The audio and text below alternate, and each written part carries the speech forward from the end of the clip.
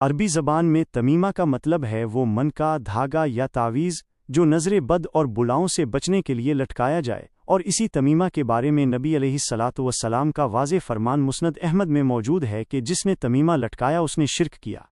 آپ صلی اللہ علیہ وسلم نے یہاں کوئی فرق نہیں کیا کہ اگر قرآن لکھا ہو تو ٹھیک اور غیر قرآنی ہو تو غلط، بلکہ یہ حکم علی الاطلاق یعنی ہر لٹکانے والی چیز پر لاگو ہوتا ہے۔ شفا قرآن کی تلاوت اور دم کرنے میں ہے، اسے کاغذ پر لکھ کر قید کرنے اور لٹکانے میں نہیں، ورنہ صحابہ کرام کے گلوں میں بھی ہمیں تعویذ ملتے۔ اب آئیے ہم صحابہ کرام اور نبی علیہ الصلاۃ والسلام کو دیکھتے ہیں کہ وہ اس بارے میں کیا رویہ اختیار کرتے تھے۔ جو لوگ یہ کہتے ہیں کہ فلاں صحابی یا بزرگ سے لٹکانا ثابت ہے، تو وہ کان کھول کر سن لیں کہ لٹکانے کے حق میں پیش کی جانے والی تمام کی تمام روایات علمی اعتبار سے ضعیف اور ناقابل اعتبار ہیں، جن سے کوئی دلیل نہیں لی جا سکتی۔ اب رہ گئی بات ان عام علماء کی جنہوں نے اس کو جائز کہا، تو ان کے لیے ہمارا وہی اصولی جواب ہے کہ جب نبی علیہ الصلاۃ والسلام کا ایک عام اور قطعی حکم آ گیا کہ تمیمہ لٹکانا شرک ہے، تو اس کے بعد کسی بھی عالم کا قول یا اجتہاد کوئی حیثیت نہیں رکھتا۔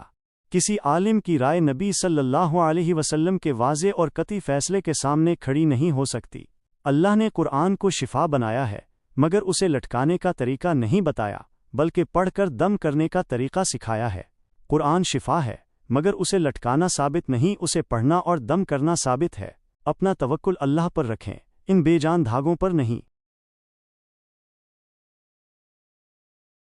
عربی زبان میں تمیمہ کا مطلب ہے وہ من کا دھاگا یا تعویذ جو نظر بد اور بلاؤں سے بچنے کے لیے لٹکایا جائے، اور اسی تمیمہ کے بارے میں نبی علیہ الصلاۃ والسلام کا واضح فرمان مسند احمد میں موجود ہے کہ جس نے تمیمہ لٹکایا اس نے شرک کیا۔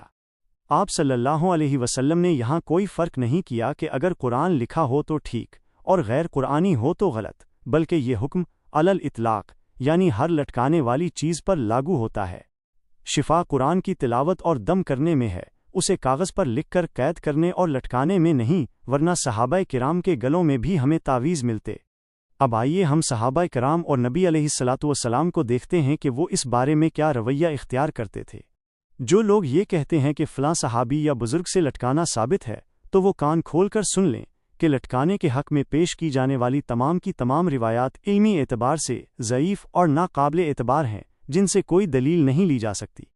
اب رہ گئی بات ان عام علماء کی جنہوں نے اس کو جائز کہا، تو ان کے لیے ہمارا وہی اصولی جواب ہے کہ جب نبی علیہ الصلاۃ والسلام کا ایک عام اور قطعی حکم آ گیا کہ تمیمہ لٹکانا شرک ہے، تو اس کے بعد کسی بھی عالم کا قول یا اجتہاد کوئی حیثیت نہیں رکھتا۔